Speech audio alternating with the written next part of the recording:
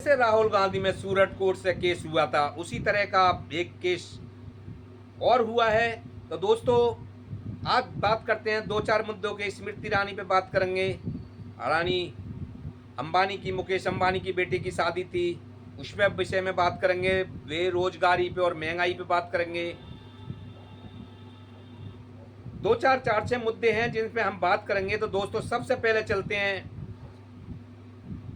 रायबरेली के कोर्ट में। राहुल गांधी पर बीजेपी नेता ने एक मुकदमा डाला है, जिसमें बताया है राहुल गांधी ब्रिटेन है और वो हिंदुस्तानी नागरिक नहीं है, वो संसद नहीं बन सकते, केस नहीं लड़ सकते, वो केस सॉरी चुनाव नहीं लड़ सकते। तो दोस्तों, 5 बार राहुल गांधी संसद रह चुके हैं और पूरा खानदान उनका राजनीति से जुड़ा हुआ है। दोस्तों, बीजेपी नेता घूमते फिरते, खाते पीते राहुल गांधी पे उठा के, कहीं से भी उठा के बिगड़ सोचे समझे केस ठोक देते हैं, जिसकी उन्हें झाड़ सुननी पड़ती है। जज साहब ने झाड़ा कि आपने पहले क्यों नहीं बताया कि आप बीजेपी के नेता हैं।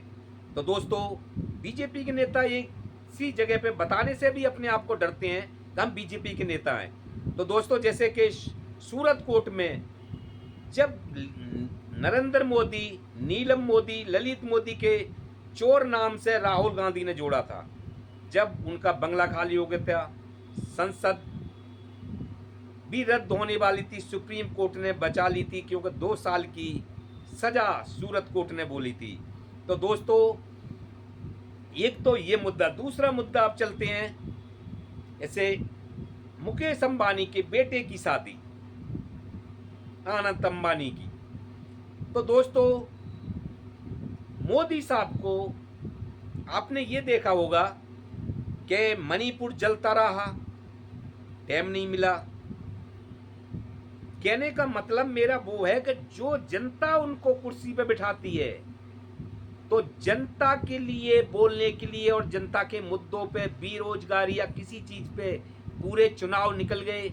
आपने सुना किसी पे बेरोजगारी पे बात करते हुए बीजेपी के किसी भी नेता को? तो मैं वो चीज कह रहा हूं कि जैसे मणिपुर जलता रहा, उस पे नहीं बोले मोदी साहब, हाथरस पे नहीं बोले, कोई उनका बयान नहीं आया टीवी पे कैमरा के सामने आके।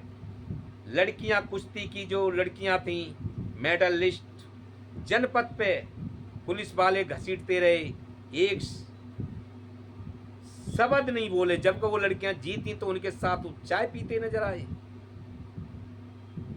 तो दोस्तों, मुकेश अंबानी की लड़के की शादी में हाथ जोड़ के आशीर्वाद देने पहुंच गए, मीठा लड्डू खाने के लिए। लेकिन एक नेता है जो ब्लू हाफ टी शर्ट में, जिसको जो करना है वो काम उसको करना है। सबके बीच में मध्य प्रदेश में भाषण दिया राहुल गांधी ने कि बीजेपी नेता और मोदी मीडिया एक चीज नहीं दिखाई, फर्स्ट नंबर पे बेरोजगारी नहीं दिखाएगी, महंगाई की बात नहीं दिखाएगी। लेकिन दोस्तों,